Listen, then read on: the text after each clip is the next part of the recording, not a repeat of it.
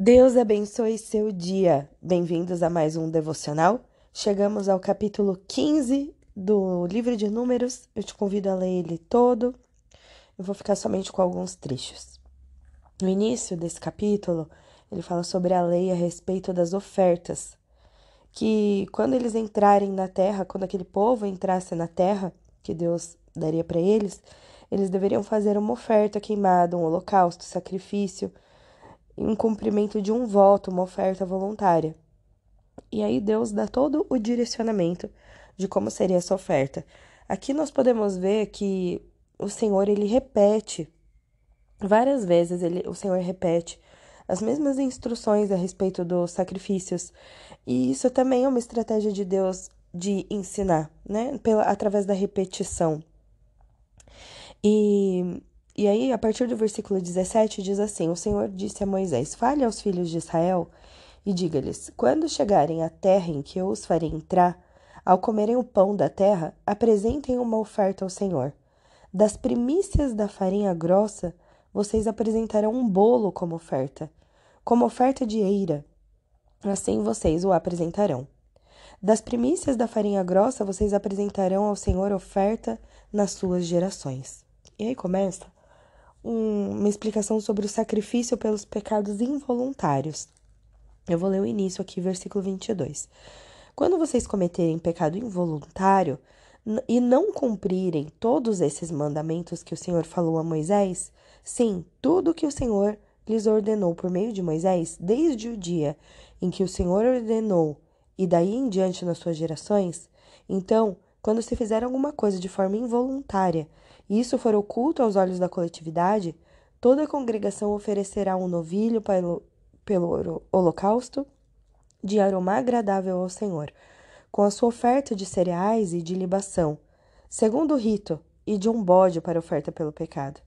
O sacerdote fará expiação por toda a congregação dos filhos de Israel, e lhe será perdoado, porque foi algo involuntário, e eles trouxeram a sua oferta queimada ao Senhor, oferta pelo pecado, diante do Senhor, por causa do seu pecado involuntário.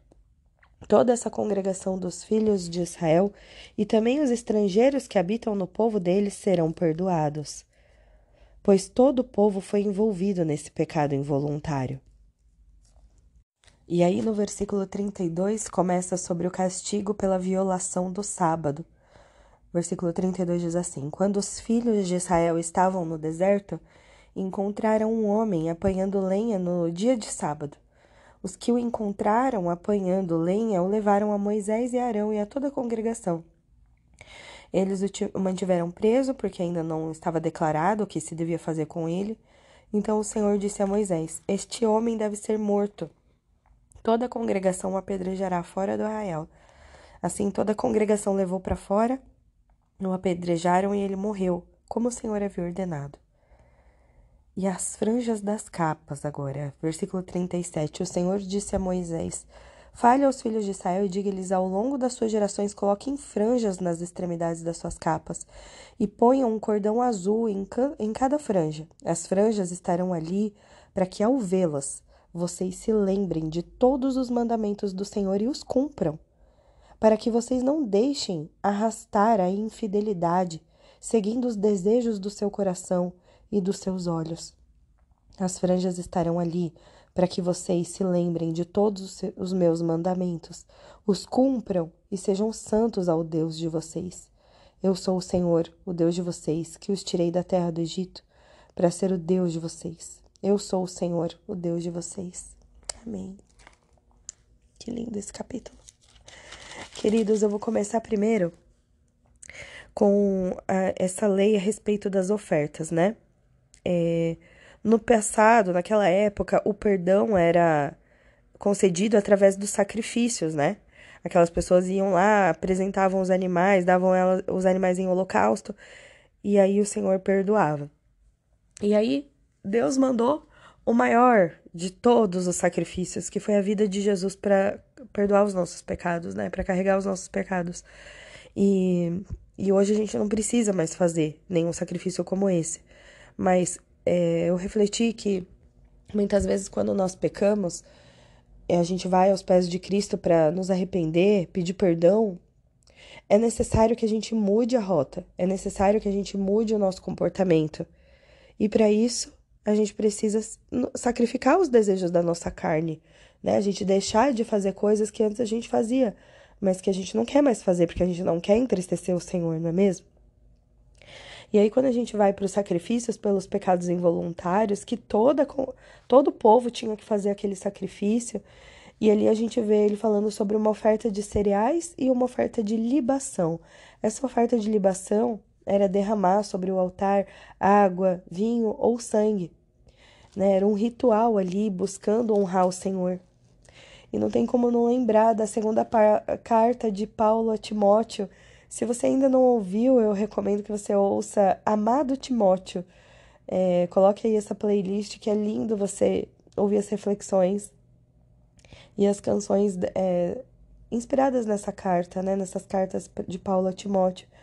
Mas lá na segunda carta de Paulo a Timóteo, no capítulo 4, Paulo fala para Timóteo assim: seja sóbrio em todas as coisas, suporte as aflições, faça o trabalho de um evangelista, cumpra plenamente o seu ministério. Quanto a mim, já estou sendo oferecido por libação, e o tempo da minha partida chegou. Combati o bom combate, completei a carreira, guardei a fé. A morte de Paulo estava iminente, estava chegando o fim da vida de Paulo, e ele estava oferecendo a vida dele como uma oferta de libação. Que a gente possa oferecer a nossa vida ao Senhor, que Ele possa nos usar para espalhar a palavra dEle, que sejamos disponíveis para a obra. Quando a gente vai aqui para o versículo 32, que fala sobre o castigo da violação do sábado, a gente pode pensar: nossa, que exagero, mas matou aquele homem porque ele estava cortando lenha, né, apanhando lenha no dia de sábado.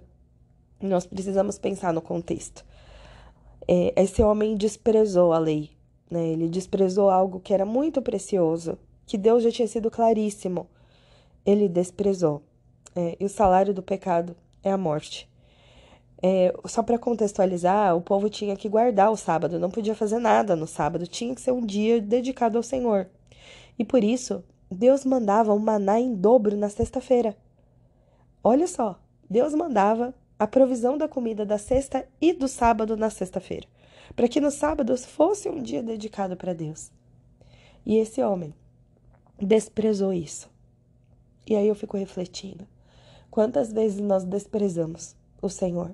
Quantas vezes nós colocamos tudo na frente de Deus? Nós acordamos, vamos para a academia, vamos para o trabalho, cuidamos da nossa casa, e no final do dia a gente fala: nossa, nem orei, não tive tempo. Meu Deus.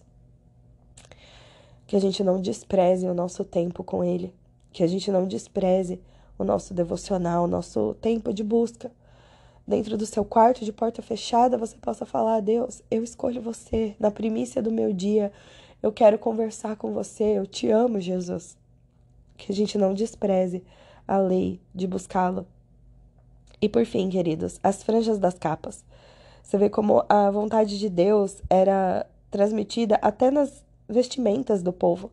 E eu creio que até hoje é assim. Nós podemos refletir Jesus até nas escolhas que a gente se veste, na imagem que a gente passa, não é? A gente deve refletir Jesus nos ambientes que a gente está, seja através da nossa atitude, da nossa fala, da nossa mansidão e também da nossa roupa.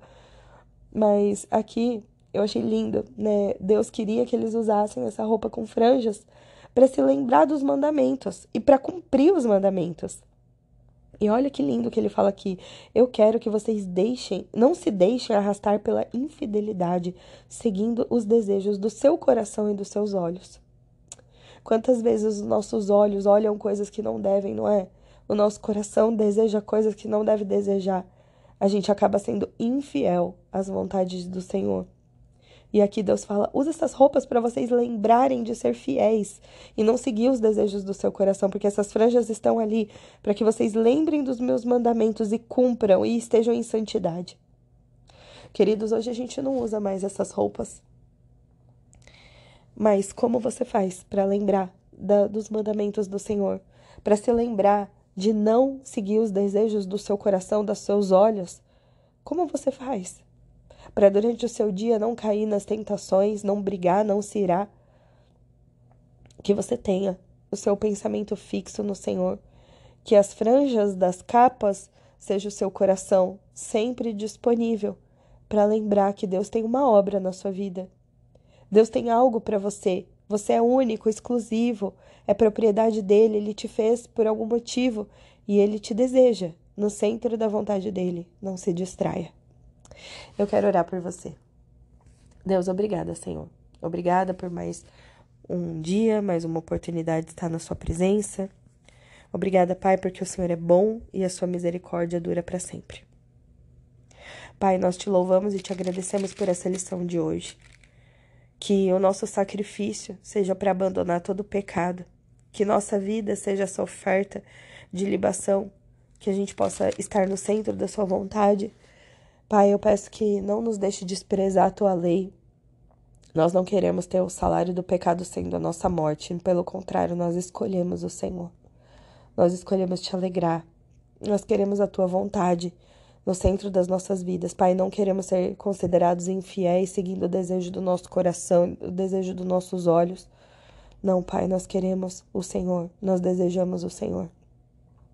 Entra no coração e na mente de cada pessoa que está ouvindo esse áudio, Senhor.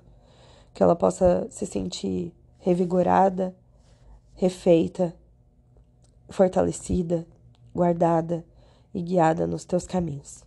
Pai, eu peço que alargue as nossas fronteiras, que a tua mão venha sobre nós, nos livra do mal e nos abençoa. Amém.